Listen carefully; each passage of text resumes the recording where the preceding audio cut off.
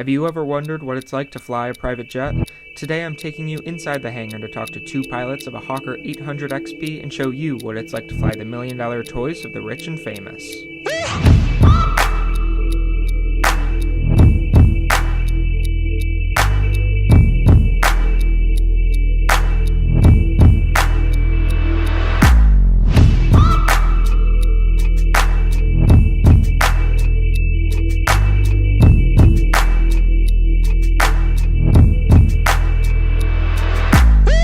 This is a 2001 Hawker 800 XP. It's a 430 knot airplane. Typically flies from 38 to 41,000 most trips. It has 8 passenger seats and a crew of 2. The quick run in the morning would be first weather, departure, destination. We'll make sure we have the passenger list is up to date. We'll make sure we have our whatever food, anything that we need, any special items for the passengers. So it's kind of first in operations, then a passenger type look. Then as the morning progresses, we'll get the plane out, fuel it. It will be pre-flighted by our mechanic, but we'll also do a walk around in the morning, double check pins, tires, general maintenance items, make sure we've got a healthy airplane for takeoff. And then at that point we do just like anyone else. We would get a clearance, we get local weather, we get the airplane up and running on the APU power. At that point we'll come back in, get our stuff ready, get our passengers loaded, and then we do a startup, do a systems check, and then we'll do a taxi takeoff.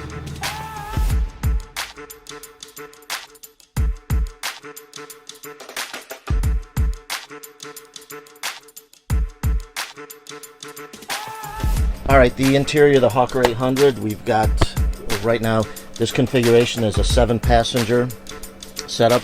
We have a double club, we have a 3-person divan couch, and a single seat. The lavatory, we have a full lavatory, which is also a legal seat. It has the lap belt. We have two video monitors, which can be used both for entertainment and in-flight information. We have an emergency exit, our covers, door, it's an overwing exit. And, what's in this airplane, not in newer airplanes, is we still have a sunken floor, which is the from where your feet is to where you walk. And then we have a full service hot cold center. You got coffee, microwave, and the normal food and snacks that go on a flight. This is a Honeywell equipped flight deck. So you'll have your basically 2 of everything for the flight instruments.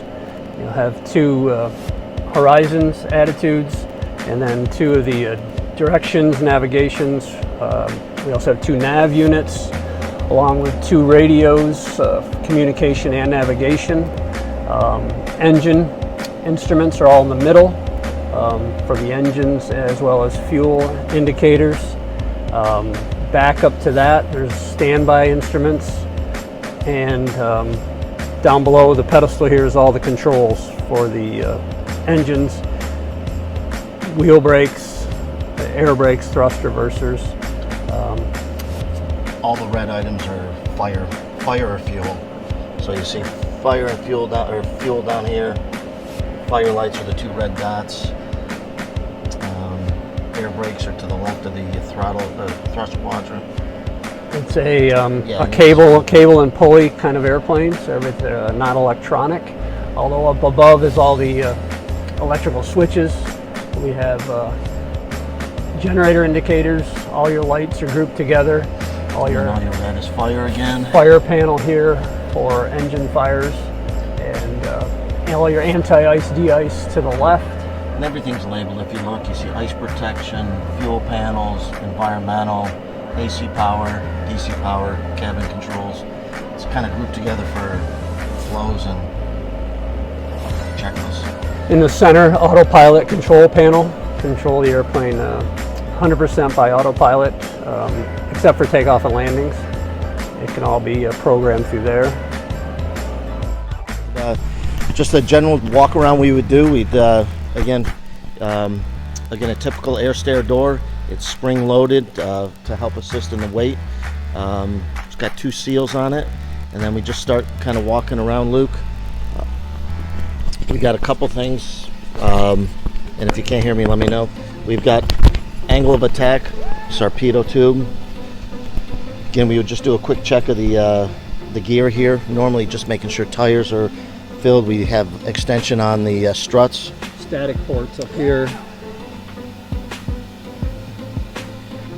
And we're just looking general condition. Usually, even the windshields, we'll make sure they're clean and are not chipped, broken, anything like that. And as we move around, good checks. Make sure all your clips are closed on any compartments of the aircraft. That opens the nose of it. Ice detection probe here. Yep. Detects ice during flight. Our lights. Again, making sure we don't have any cracked screens. Lights are working. Again, mechanic does a good job on these, and does a thorough pre-flight for us all the time. But again, we just double check it. We have this aircraft and most aircraft all have some type of safety pin that they pin the main gears and the nose wheels, prevents any accidental closing of the gear while on the ground, and we just make sure those are in and stowed properly for whatever condition. This airplane is equipped with a TKS, which is a wet wing for anti-ice. Checked daily. As you can see, you might see it's dripping, so that's a normal indication. But these are your two TR units. Those can also be pinned for safety if we have to. We can actually fly the aircraft without them working, but again, there's a procedure to do that with. And again, we'll just do a quick internal inspection. You've got your diffuser blades. You've got a TR diverter blade, fan up top. Over here you have a discharge for the lav for the restroom in the aircraft. Again, same thing, we would just do it in reverse. You got our brakes, our tires, hydraulic lines. We check, make sure the pins are in before it's moved, or that they're removed before we take off. Denver 0 Hotel Alpha, turn right heading 350, runway 30 right, clear for takeoff, wind 0904. If you enjoyed this video, make sure to subscribe and turn on post notifications so you're one of the first to know when I upload a new video. Until next time, stay current, stay proficient, keep the blue side up, and we'll see you in the next video.